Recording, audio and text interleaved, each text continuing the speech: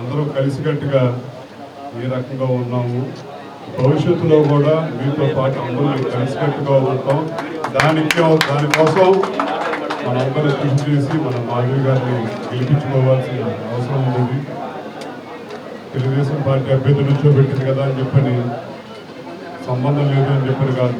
BJP party జన సైనికులు అందరూ ప్రతి ఒక్కరు కృషి చేస్తేనే ఈ ప్రాంతాన్ని మనం కాపాడుకోగలుగుతాం. స్థానికురాలు మనతో పాటు ఎల్లప్పుడూ ఉండబోయే నాయకురాలు మాధవి గారు మనందరం బాధ్యత తీసుకున్నామని కోరుకుంటూ 59 నెలల నుంచి బాబు జగన్ రెడ్డి గారు బటన్ నొక్కి అలిచిపోయారు. 60వ నెల మనం బటన్ నొక్కుతాం. ప్రజలు బటన్ నొక్కితే ఎలాంటి తీర్పు వస్తుందో ఆయనకి చూపుతామని చెప్పి మనందరూ కోరుకుంటూ ఇవాళ అందరూ కలిసికట్టుగా ఇవాళ ముఖ్య అతిథి కాదు ఇక్కడ అందరం కలిసికట్టుగా మన అభ్యర్థి గెలిపించుకోవడం కోసం అందరం ఒక 3 రోజుల పాటు శ్రమించాలి ఎన్నికల ప్రచారంలో. అలాగే 13వ తారీఖున ప్రతి ఒక్క ఓటు విలువైంది.